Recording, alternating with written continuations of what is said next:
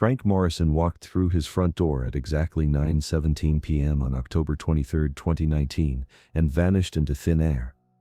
The 79-year-old retired engineer had lived in the same colonial house in Millfield, Connecticut for 73 years, knew every creaking floorboard and squeaky hinge by heart. His neighbors watched him unlock his front door through their kitchen windows, the same routine they'd witnessed thousands of times before.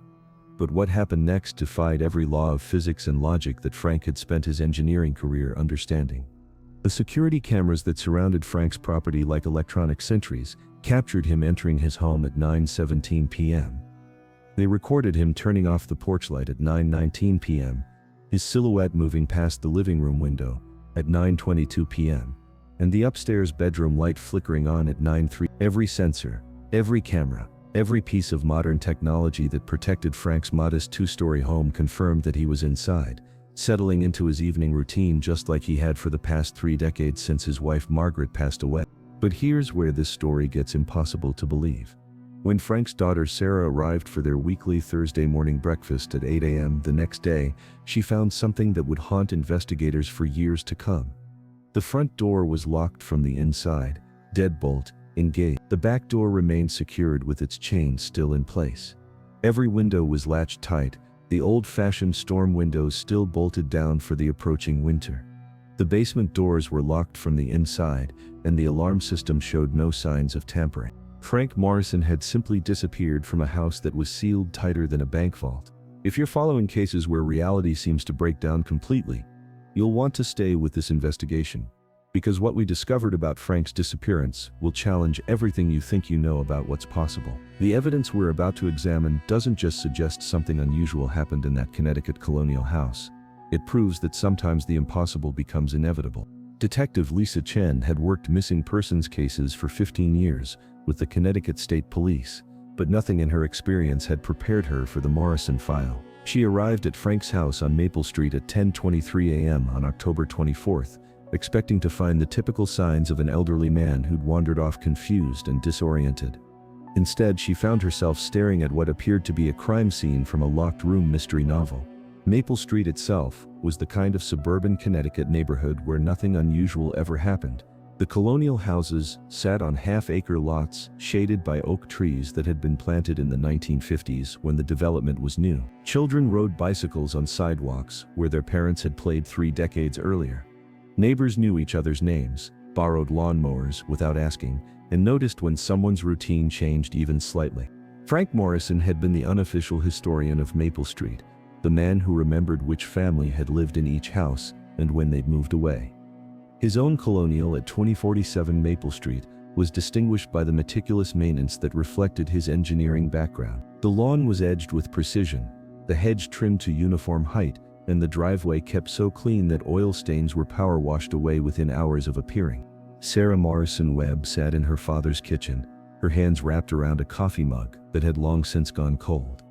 The 54-year-old insurance adjuster had used her spare key to enter the house when Frank didn't answer her knocks, a ritual they'd maintained every Thursday since her mother's death. What she discovered inside defied rational explanation. The kitchen showed signs of Frank's usual Wednesday evening routine. His dinner dishes, a single plate, cup, and fork, sat cleaned and dried in the dish rack beside the sink.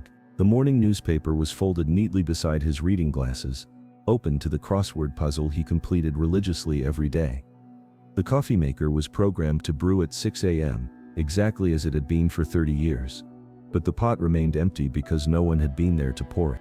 Frank's medication was arranged on the kitchen counter in the 7-day pill dispenser that Sarah had bought him the previous Christmas. Wednesday's pills were gone, but Thursday's remained untouched in their compartment. His blood pressure medication, heart pills, and vitamin supplements created a daily routine that Frank had never missed in the 3 years since his doctor had prescribed them. Detective Chen began her systematic examination of the house, looking for any detail that might explain Frank's impossible disappearance. The front hallway showed Frank's coat hanging on its usual hook, the navy blue wool overcoat he'd worn for 15 years. His keys hung in the ceramic bowl that Margaret had made in a pottery class during the 1980s, the same bowl where he'd placed them every evening for decades.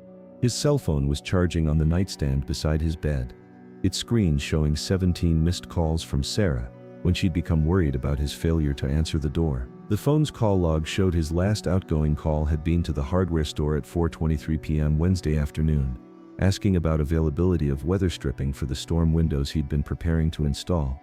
The bedroom told the story of a man who'd prepared for sleep with his usual methodical precision. Frank's clothes from Wednesday were folded neatly on the chair beside his dresser: khaki pants, white dress shirt, and the cardigan sweater he'd worn since retirement. His pajamas were laid out on the bed, still creased from Margaret's iron, though she'd been gone for 3 decades. Frank had never learned to iron properly himself, so he'd carefully preserved the last dozen pairs of pajamas that bore his wife's touch.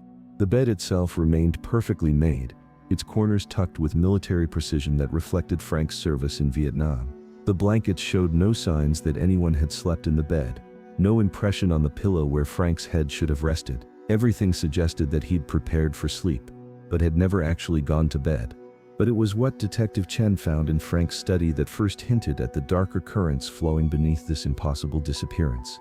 Frank Morrison had been an electrical engineer for 42 years, working primarily on government contracts that he'd never discussed with his family. His home study was a testament to decades of meticulous record-keeping, filled with filing cabinets that contained documentation of every project, every calculation, every technical drawing he'd ever produced. Chen found herself examining evidence of a mind that operated with clockwork precision, someone who documented everything and left nothing to chance. The study occupied the front corner of the house, with windows that looked out onto Maple Street through Venetian blinds that Frank adjusted precisely at sunrise and sunset each day. His desk was a massive oak piece that he'd built himself in the 1960s, designed with compartments and drawers that held different categories of documents in perfect organization. Technical manuals filled floor-to-ceiling bookshelves, their spines labeled in Frank's careful handwriting. Chen noticed immediately that Frank's desk showed signs of recent use. Engineering drawings were spread across the surface, held down by weights that Frank had machined himself decades earlier. The drawings appeared to be plans for a ventilation system, with calculations written in Frank's precise script along the margins. A slide rule, Frank had never trusted electronic calculators completely, lay beside the drawings along with mechanical pencils sharpened to identical points. But what caught Chen's attention was a manila folder that lay open beside the engineering drawings, its contents clearly having been reviewed recently. The folder contained correspondence that dated back several months, letters that had been arriving at Frank's house with increasing frequency during the weeks before his disappearance. The detective's training had taught her that people don't simply vanish without explanation, especially not from locked houses with functioning security systems. There had to be evidence somewhere, some trace of what had happened to Frank Morrison during the 12 hours between entering his house and failing to appear for breakfast with his daughter. The first breakthrough came when Chen examined the security footage more carefully. Frank's house was equipped with 8 exterior cameras that covered every angle of approach, plus motion sensors that detected movement within a 50-foot radius. The digital recording showed Frank arriving home in his 10-year-old Toyota Camry at 9:15 p.m., parking in his usual spot in the attached garage. The garage door closed behind him at 9:16 p.m. and never opened again. Interior motion sensors tracked Frank's movement through the house with mechanical precision. The front hallway sensor activated when he entered from the garage at 9:17 p.m. The living room sensor triggered at 9:22 p.m. as he passed through to check the mail he'd left on the coffee table. The kitchen sensor activated at 9:28 p.m., recording his routine of taking his evening medications and checking that the back door was locked. At 9:31 p.m., the upstairs hallway sensor detected Frank climbing the stairs to his bedroom, the same journey he'd made approximately 11,000 times since Margaret's death. The bedroom sensor activated at 9:33 p.m. and remained active until 9:47 p.m., consistent with Frank's typical preparation for sleep. Then nothing. The motion sensors fell silent at 9:47 p.m. and never activated again. No movement was detected anywhere in the house throughout the night. The alarm system showed no breaches, no tampering, no signs that anyone had entered or exited the property. Yet when Sarah arrived the next morning, Frank Morrison was gone. Detective Chen found herself confronting a mystery that seemed to mock the basic principles of criminal investigation. People didn't disappear from locked houses without leaving traces. Security systems didn't fail to detect human movement without malfunction. 79-year-old men didn't vanish into thin air, especially not men who lived their lives according to routines that hadn't varied in decades.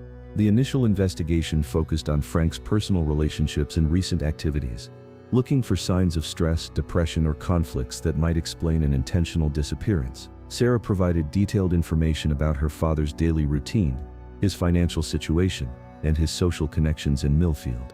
Frank's bank records showed no unusual activity in the weeks before his disappearance. His checking account contained $3,247, and his savings account held $67,890, the careful accumulation of a man who'd lived modestly and saved consistently throughout his working years. No large withdrawals had been made, no checks written to unfamiliar recipients. His credit card showed routine purchases, groceries, pharmacy visits, and the occasional meal at Murphy's Diner, where he ate lunch twice a week. His social calendar was equally unremarkable.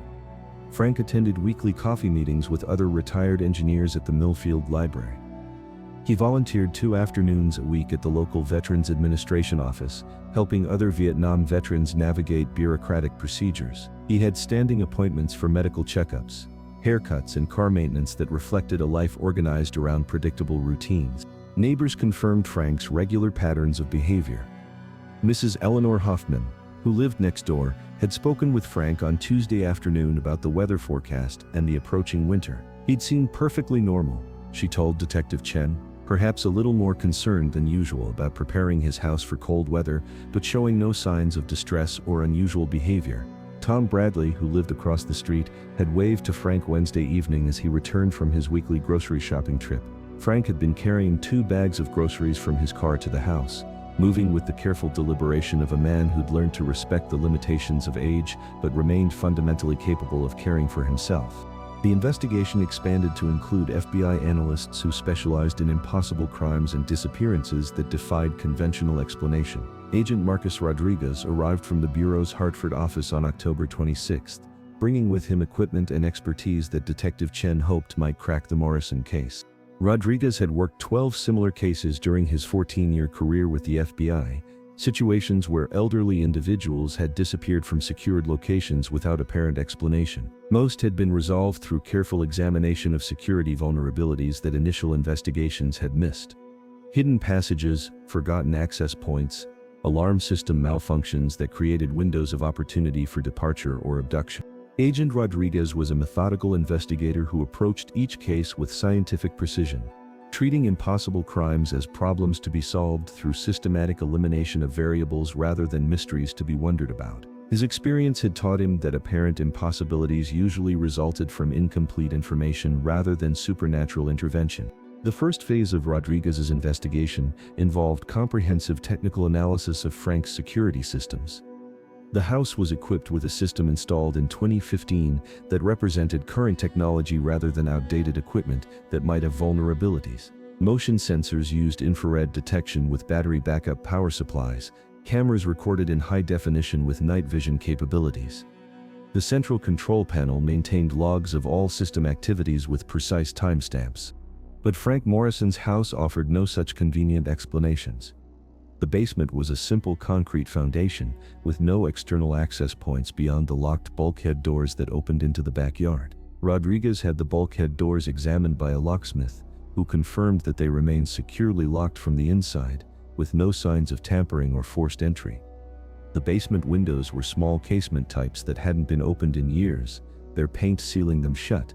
The attic was accessible only through a pull-down ladder in the upstairs hallway, and its entrance was monitored by motion sensors that had detected no activity. Rodriguez examined the attic personally, finding only the accumulated storage of a family that had lived in the same house for 7 decades. Christmas decorations, Margaret's sewing supplies, and boxes of photographs dating back to Frank's military service. Agent Rodriguez supervised a forensic examination that treated Frank's house like a crime scene, even though no evidence of criminal activity existed. Technicians dusted for fingerprints, collected DNA samples from surfaces throughout the house, and used luminol to check for traces of blood that might indicate violence. The results revealed exactly what investigators expected: Frank Morrison's fingerprints and DNA throughout his own home, with no indication that anyone else had been present. The basement received particular attention because it represented the only area of the house that wasn't monitored by motion sensors. Rodriguez reasoned that if Frank had left the house through some unknown method, The basement might hold clues that the upper floors conceal. But forensic examination revealed nothing more than the accumulated possessions of a man who'd lived in the same house for 7 decades. Frank's workshop occupied one corner of the basement, its pegboard walls lined with tools that hung in precise arrangements marked with tape outlines. His workbench showed signs of recent use: wood shavings from a birdhouse project he'd been completing for Sarah's garden, and electrical components from a radio repair job he'd undertaken for a neighbor. The workshop spoke of a man who remained mentally sharp and physically capable despite his age. Adjacent to the workshop was Frank's model railroad layout, an elaborate HO-scale reproduction of the Connecticut countryside that he'd been building and refining for 30 years. The miniature landscape covered most of the basement's remaining floor space, with mountains made from chicken wire and plaster, forests of tiny evergreen trees, and towns populated by buildings that Frank had assembled and painted with meticulous attention to detail. The model railroad had been Frank's primary hobby since Margaret's death, a project that provided both creative outlet and mechanical challenge. Sarah had often found her father in the basement during their Thursday morning visits, adjusting track alignment or adding new details to the scenery. The layout was controlled by a sophisticated electrical system that Frank had designed and built himself, incorporating automatic switching, signal controls, and sound effects that brought the miniature world to life. But it was what Agent Rodriguez found in Frank's filing cabinets that transformed the investigation from a missing persons case into something far more complex and troubling. Frank Morrison's government work had involved classified projects during the height of the Cold War, technical consultation that required security clearances and oath-bound discretion. His files contained references to research facilities that officially didn't exist, weapons programs that had been buried in bureaucratic euphemisms, and correspondence with colleagues whose names appeared in no public records. The filing cabinets in Frank's study were organized with the same precision that characterized everything else in his life. Technical specifications were filed alphabetically by project name. Correspondence was sorted chronologically, and personnel records were maintained in folders labeled with security classifications that dated back to the 19th. Rodriguez found himself examining documents that provided glimpses into a world of government research that most Americans never suspected existed. Frank's work had involved developing electronic systems for facilities engaged in what contemporary reports called enhanced interrogation research and behavioral modification studies. The euphemistic language couldn't disguise the fact that Frank had been involved in programs designed to break down human resistance through technological manipulation of environmental conditions. Project files contained technical drawings for systems that could control lighting, temperature, sound, and air quality, with precision that allowed researchers to create specific psychological effects on test subjects. Frank's engineering expertise had been crucial to developing the infrastructure that made such research possible, though his role had been purely technical rather than medical or psychological. Most disturbing of all was a series of letters that Frank had received during the months before his disappearance, correspondence that suggested his past was catching up with him in ways that no one could have anticipated. The letters began arriving in August 2019, postmarked from various locations across the country, but containing similar messages written in careful block printing that disguised the sender's handwriting. The first letter was brief and cryptic. "Frank, we know about Blackwater Station. The truth cannot remain buried forever. Others are asking questions." Rodriguez examined each letter with forensic precision, noting paper types, ink characteristics, and postmark patterns that might provide clues about the sender's identity or location. The letters had been mailed from different cities: Denver, Phoenix, Portland, but the handwriting analysis suggested they came from the same person, someone who was deliberately obscuring their trail by traveling extensively before mailing each message. Subsequent letters became more specific and threatening.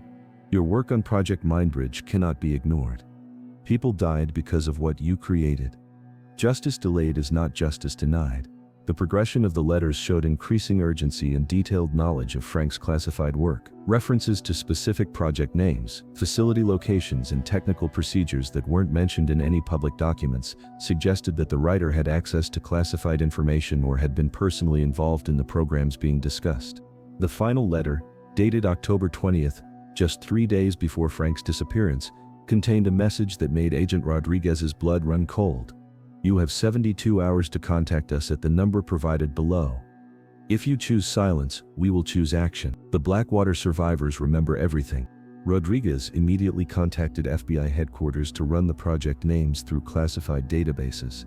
But the results he received were heavily redacted and frustratingly incomplete. Blackwater Station appeared to have been a research facility operated jointly by the Army Corps of Engineers and private contractors during the 19th. Project Mindbridge was referenced in connection with psychological research and behavioral modification studies that had been conducted under various government auspices during the same period. The classified documents that Rodriguez could access painted a picture of research programs that had operated in the gray areas between legitimate scientific inquiry and human rights violations. Test subjects for psychological experiments had included prisoners, psychiatric patients, and individuals whose disappearance wouldn't generate official inquiries. Frank Morrison's role in these programs had been that of a technical consultant, designing and maintaining the electronic systems that created controlled environments for psychological research. His security clearance had given him access to information about the full scope of the research, but his engineering focus had kept him removed from the human costs of the experiments he was helping to conduct. The phone number provided in the final letter had been disconnected, traced to a prepaid cell phone purchased with cash at an electronics store in Albany, New York. Security footage from the store had been automatically deleted after 30 days, eliminating any chance of identifying the purchaser. Frank Morrison's disappearance was beginning to look less like an impossible vanishing act, and more like the elimination of a witness whose knowledge represented a threat to people with the resources and motivation to make problems disappear permanently. The breakthrough came when Rodriguez contacted Dr. Patricia Hoffman, a retired psychiatrist who had spent her career studying government-sponsored psychological research programs during the Cold War era. Dr. Hoffman operated from her home office in McLean, Virginia, surrounded by filing cabinets filled with declassified documents, congressional hearing transcripts, and personal accounts from individuals who had been involved in or affected by government research programs. Her decades of research had given her encyclopedic knowledge of projects that most Americans had never heard of and that government agencies preferred to forget. Blackwater Station, according to Dr. Hoffman's research, had been a facility in rural Montana where the Army had conducted experiments on interrogation techniques and behavioral modification during the night. The research had been inspired by reports that American prisoners of war in Korea and Vietnam had been subjected to psychological manipulation that broke their resistance without physical torture. The facility had been established in 1963 on a decommissioned military base, operated under a cover identity as an agricultural research station. The remote location provided security for classified research, while offering easy access to test subjects drawn from federal prisons, psychiatric hospitals, and military disciplinary facilities. Subjects were told they were participating in medical research or job training programs, with no informed consent about the true nature of the experiments being conducted.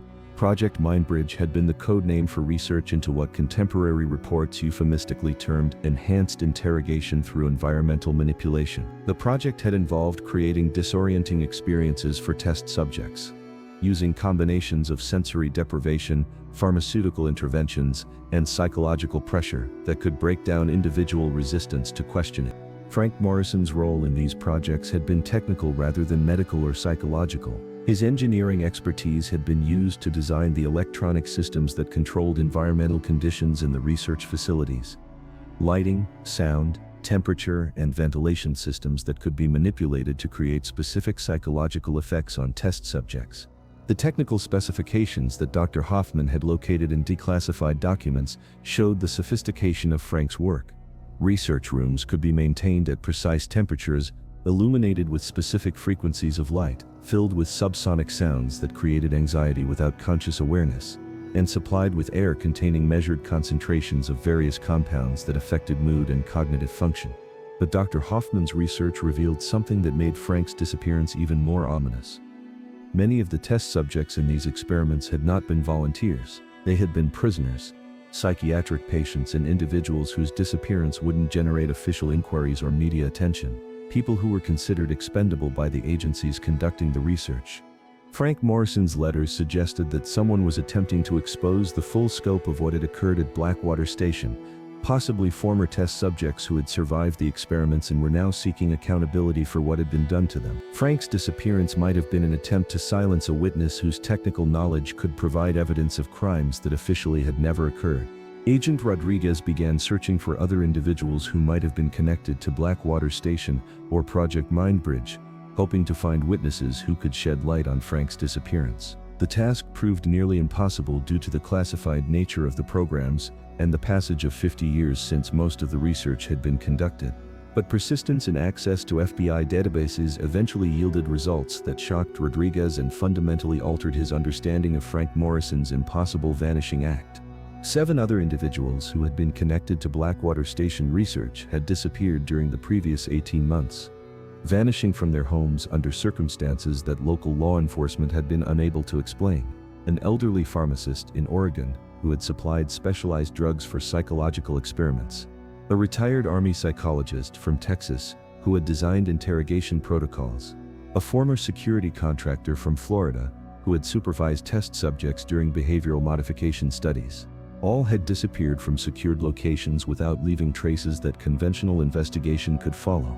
All had received threatening letters similar to those found in Frank Morrison's files. All had been elderly men whose knowledge of classified research programs represented potential exposure for people with strong motivations to maintain secrecy. Rodriguez realized that Frank Morrison hadn't simply vanished. He had been disappeared by people who possessed techniques and resources that made conventional investigation ineffective. The locked doors, the unbreached security systems, the complete absence of forensic evidence weren't signs of an impossible crime, but rather evidence of professional capabilities that exceeded anything local law enforcement was equipped to handle. But even this realization left fundamental questions unanswered. Who was targeting Blackwater Station survivors? How were they making people disappear from secured locations without leaving traces? And most importantly, was Frank Morrison dead, or had he been taken alive for purposes that might be even worse than murder? The pattern of disappearances suggested an operation with considerable resources and sophisticated capabilities. The victims had been selected based on detailed knowledge of their involvement in classified programs from decades earlier. The methods used to make them disappear required advanced technology and careful planning that indicated professional rather than amateur execution. The investigation took on new urgency as Rodriguez realized that additional Blackwater Station survivors might be at risk. Working with Dr. Hoffman, he began identifying other individuals who had been connected to the research programs and might be potential targets for whoever was eliminating witnesses. But the breakthrough that would finally explain Frank Morrison's impossible disappearance would come from an unexpected source, Frank himself, in a message that would arrive exactly 1 year after his vanishing act and reveal the truth about what had happened on that October night when he walked into his house and disappeared into thin air. Sarah Morrison Webb was preparing to mark the first anniversary of her father's disappearance when the package arrived at her home in Hartford on October 20. The brown paper wrapping bore no return address and had been postmarked from Phoenix, Arizona, nearly 2,000 miles from where Frank had vanished. Inside, Sarah found a handwritten letter in her father's distinctive engineer's script, along with a USB drive containing files that would finally explain the impossible circumstances of his disappearance. The letter was dated October 22, 2020, exactly 36 days after Frank had walked through his front door for the last time. My dearest Sarah, if you are reading this letter, then I have succeeded in surviving longer than anyone expected, including myself. I know that my disappearance has caused you tremendous pain, and I deeply regret the anguish you have endured this past year. But I want you to understand that everything I did was necessary to protect you from people who would not hesitate to use you against me. The night I disappeared from our house on Maple Street, I did not vanish into thin air as it must have appeared. I left voluntarily, though not by choice, with people who had been watching me for months and had finally decided that my continued existence in Millfield posed an unacceptable risk to their security. They provided me with 2 options: disappear quietly and live under their protection and supervision, or remain and watch them eliminate everyone I cared about until I agreed to cooperate. The choice was not difficult. I have lived my allotted years and more, but you have a full life ahead of you, and I could not bear to see it cut short because of decisions I made 50 years ago. Frank's letter explained in careful detail the events of October 23, 2019. The people who had been sending him threatening messages were not seeking justice for past crimes, but rather attempting to locate other survivors of the Blackwater Station experiments. They were former intelligence operatives who had continued the research after its official termination, using techniques developed during the original program to eliminate witnesses who might expose ongoing operations. Frank's engineering knowledge had made him valuable to these operatives, because he understood the technical specifications of the environmental control systems that had been central to the Blackwater research. They needed his expertise to upgrade facilities where similar research was still being conducted, and they were willing to stage his disappearance rather than simply eliminate him like the other witnesses. The men who came for me that night possessed capabilities that would seem impossible to someone who hadn't spent years developing similar technologies for government agencies, Frank wrote. They disabled our security system remotely, using electronic countermeasures that I helped design during my years with the military contractors. The motion sensors that should have detected their presence were rendered ineffective by devices that generated interference patterns I had calculated decades earlier. Frank's letter described how his captors had entered the house through techniques that exploited vulnerabilities in security systems that most people didn't know existed. Motion sensors could be fooled by signals that created electronic blind spots. Cameras could be disabled by targeted electromagnetic pulses that left no permanent damage. Locks could be opened by sophisticated picking techniques that left no traces of tampering. They entered through the basement while I was upstairs preparing for bed, Frank continued. An aerosol compound introduced into the ventilation system rendered me unconscious within minutes. When I awoke, I was in a vehicle traveling west toward what I would later learn was a research facility in Colorado that operates under corporate rather than government cover. The letter went on to explain that Frank had been taken not to be eliminated, but to be pressed into service, upgrading the electronic systems at facilities where research similar to the Blackwater Station programs was still being conducted. His captors needed his technical expertise but couldn't risk allowing him to remain free where he might be contacted by other survivors or investigators seeking to expose the ongoing programs. The USB drive contained copies of technical documents that Frank had smuggled out of his captors' facilities, evidence of research programs that were using refined versions of the psychological manipulation techniques pioneered at Blackwater Station. The files revealed locations of contemporary research facilities, names of personnel involved in ongoing operations, and most damning of all, lists of current test subjects who were being subjected to experiments that made the original Blackwater research seem elementary. Most importantly, Frank's letter contained detailed information that would allow a rescue operation to be planned and executed. He had used his access to the facility's technical systems to document security protocols, personnel schedules, and architectural details that would be crucial for any attempt to locate and liberate him. Frank's letter concluded with instructions for Sarah to contact specific FBI agents who had been investigating the disappearances of Blackwater Station survivors, agents who could be trusted to use the evidence he was providing without alerting the people who were holding him. Agent Rodriguez received Sarah's call at 6:47 a.m. on October 24, 2020, and was examining Frank's files by noon the same day. The evidence that Frank had provided was more comprehensive and damning than anything the FBI had accumulated during months of investigation into the Blackwater survivor disappearances.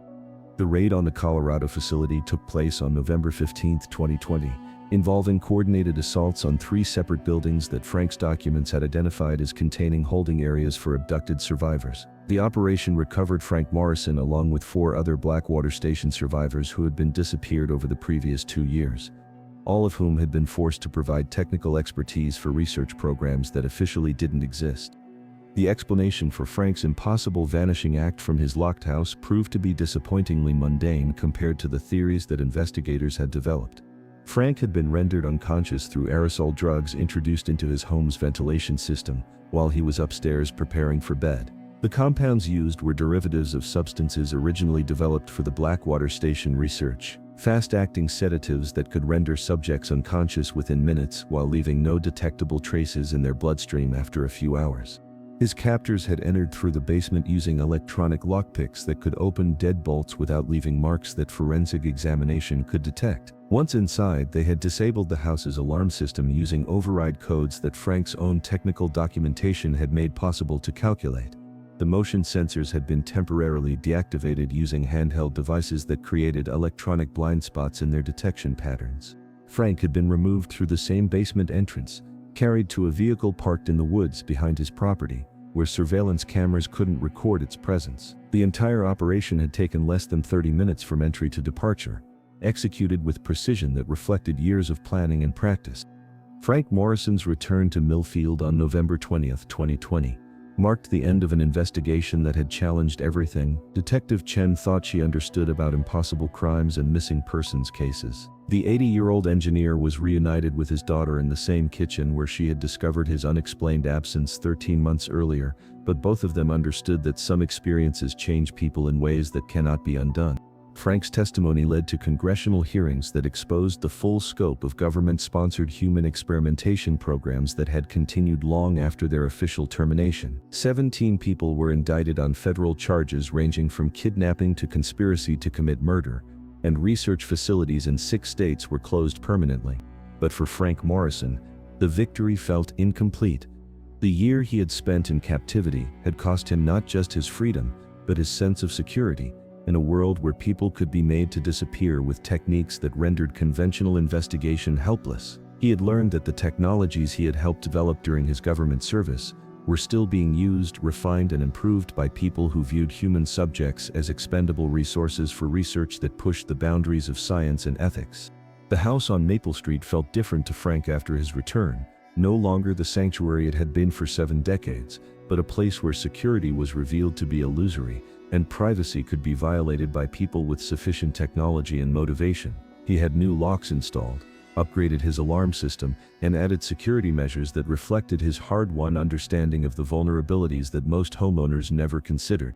Sarah resumed her Thursday morning breakfast visits, but their conversations now included discussions of subjects that would have been unimaginable before Frank's disappearance. They talked about classified research programs, government accountability, and the reality that some secrets are protected by people who will kill to maintain them.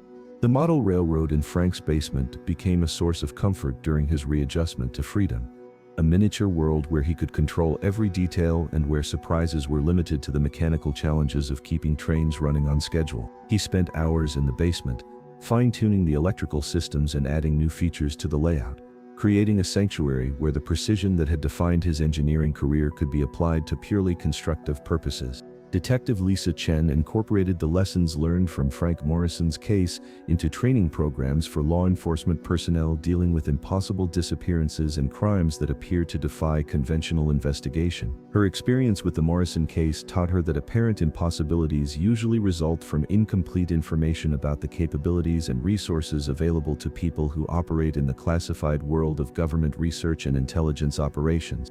Agent Marcus Rodriguez continued investigating other cases involving disappeared individuals who had connections to classified government programs, using Frank Morrison's intelligence and testimony to expose additional research operations that were eliminated following congressional investigations. His work led to the identification and closure of 11 separate facilities where similar research was being conducted, though he suspects that other operations continue under better security and deeper classification.